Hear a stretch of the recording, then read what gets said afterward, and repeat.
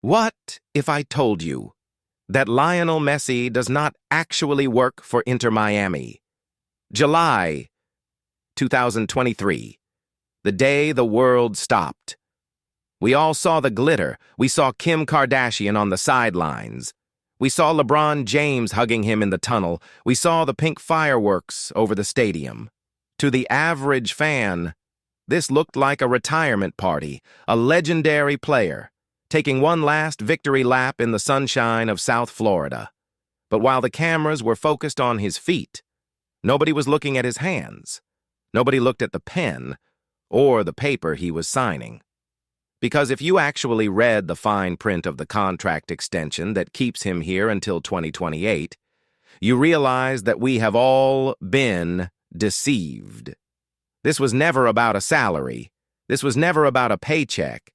See, Lionel Messi did not just sign a player contract, he effectively signed a partnership deed. Let's look at the numbers.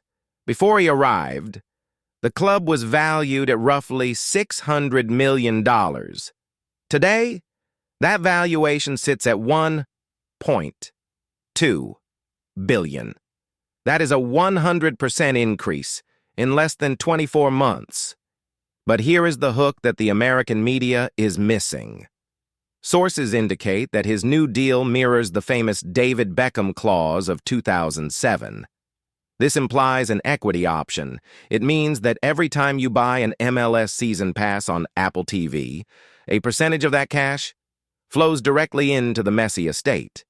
He isn't an employee of the league, folks. He is the landlord. They told you he came to America to play soccer. They were wrong. Lionel Messi didn't come to Miami to play in the MLS. He came to buy it.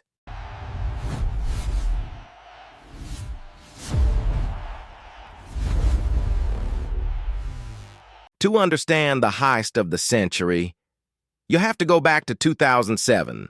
When David Beckham came to the LA Galaxy, he took a 70% pay cut. People thought he was crazy. But in exchange, he got the right to buy an expansion team for $25 million. That team became Inter Miami. And today, that $25 million investment is worth over $1.2 billion. Now, fast forward to 2025. Lionel Messi is playing the same game, but the stakes are higher, much higher. Reports from inside the league suggest Messi's compensation package is structured unlike any athlete in American history. It is not just about a salary cap. It is about revenue sharing. Think about that for a second.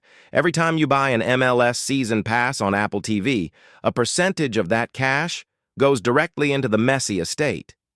Every time a kid in Ohio buys a pink jersey, Messi gets a cut. Every time Adidas sells a boot with his logo, the deposit hits his account. And speaking of jerseys, let's look at the numbers. In 2024 and 2025, Inter Miami became the #1 best-selling shirt in the entire world. They are outselling Arsenal. They are outselling Juventus. They are outselling Cristiano Ronaldo's Al Nassr by nearly double. This is a club that didn't even exist 6 years ago. So when you see him walking on the pitch, don't look at him as a player. Look at him as a walking, breathing IPO. He has effectively turned the Major League Soccer fan base into his own personal customers. And the genius part? He doesn't even have to win the league to get paid. He just has to show up. But with great power comes a great amount of silence. And this is where the American media is starting to turn on their hero. Since arriving in the United States, Lionel Messi has not done a single one-on-one interview with a non-partner media outlet. No ESPN, no Fox Sports, no independent podcasters. If you want to hear him speak, you have to subscribe to Apple TV. This is what insiders are calling the walled garden. It has created a friction we have never seen before in American sports. Think about the NFL. Think about the NBA. In this country, stars like LeBron James or Patrick Mahomes are required to talk to the press. It is written in their contracts. It is part of the job. But Messi, he plays by different rules. There was a moment last month after the match against Atlanta. Reporters were waiting in the mixed zone for 45 minutes. They had their microphones ready. They had their cameras rolling. They were desperate for a sound bite. And Messi? He walked right past them. Headphones on, eyes forward, not a single word. Critics in the press box are calling it arrogant. They say he is disrespecting the league that pays him millions. They say he is treating the U.S. media like ghosts. But if you look at this from a business perspective, it is absolute genius. By withholding his voice, he makes it more valuable. He is creating scarcity.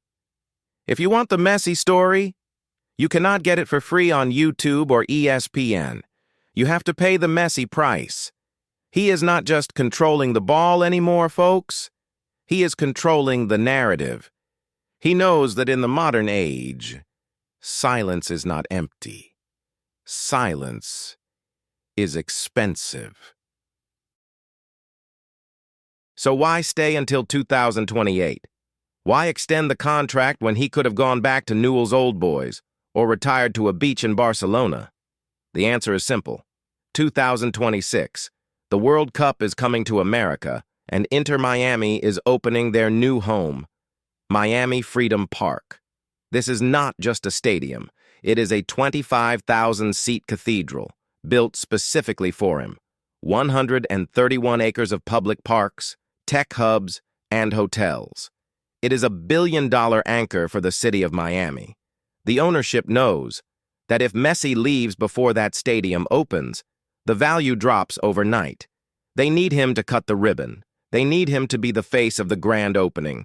But there is a darker timeline here for United States fans, a scenario that keeps American soccer analysts awake at night.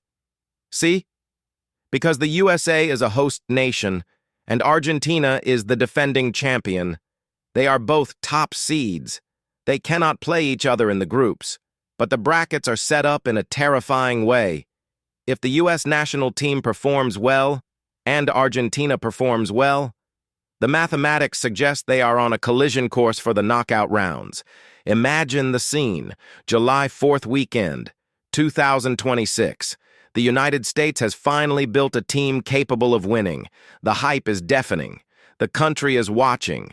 And then they walk into the tunnel, and they look to their left, and they see him, the man who built the league, the man who sold the tickets, the man who owns the jerseys. Lionel Messi could be the exact person who knocks the United States out of their own tournament. It would be the ultimate irony. He built American soccer up just to break its heart. In the end, history will not remember the goals he scored against Nashville or Salt Lake. They won't remember the free kicks. They won't even remember the trophies. They will remember how one man turned a retirement league into a global financial powerhouse. Think about it. He conquered Europe at Barcelona. He conquered the World Cup in Qatar. And now, quietly, without saying a single word to the press, he has conquered America. When he finally hangs up his boots in 2026, he won't be walking away. He will be walking upstairs to the owner's box. He is no longer just the greatest player of all time. He is the architect of the new American era. The contract is signed. The stadium is built. The takeover is complete.